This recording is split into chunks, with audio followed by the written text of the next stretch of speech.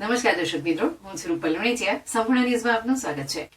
બનાસકાંઠા જિલ્લામાં બટાટાનું વાવેતર મબલક પ્રમાણમાં થાય છે, ત્યારે તાજેતરમાં બટાટાનું વાવેતર કરતા ખેડૂતો માટે માઠા સમાચાર આવ્યા હતા કે જિલ્લામાં આવેલા કોલ્ડ સ્ટોરેજના ભાડાઓમાં વધારો થતા બટાટાનું વાવેતર કરતા ખેડૂતો ચિંતાતુર બન્યા હતા. તો બીજી તરફ હવે બટાટાના પાકમાં સુકારા નામનો રોગ આવતા બટાટા પકાવતા ખેડૂતો ચિંતિત બન્યા છે.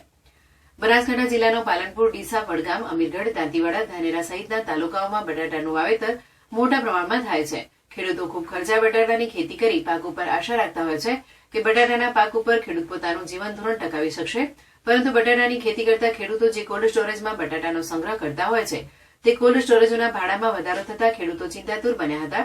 ત્યારે હવે બટાટામાં સુકારા નામનો રોગ પ્રસર્યો છે.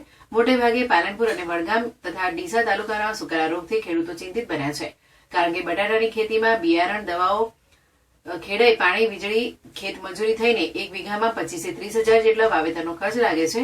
બટાટાની ખેતી ખર્ચાળ છે અને જેને કારણે ઉત્પાદન મળે તો ખેડૂતોએ રોવાનો વારો આવે છે, ઉત્પાદન ન મળે તો ખેડૂતોએ રોવાનો વારો આવે છે. પરંતુ સુકારાના રોગથી ખેડૂતોને બટાટાનું ઉત્પાદન ઘટી જવાની આશંકા છે.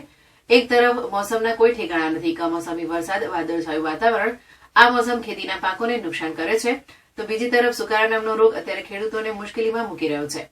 બનાસકાંઠામાં 51,000 હેક્ટરમાં બટાટાનું વાવેતર થયું છે અને વર્ષે દાડે 16,50,000 મેટ્રિક ટન બટાટાનું ઉત્પાદન થાય છે. જોકે સુકારા નામનો રોગ ખેડૂતોની ચિંતામાં વધારો કરી રહ્યો છે અને એનું કારણ એ છે કે સૂકા હવામાનને લઈ બટાટામાં રોગ આવે છે. ત્યારે બાગાયત વિભાગ બટાટાની ખેતીમાં પાણી ઉપયોગ કરવાની સલાહ આપી રહ્યું છે.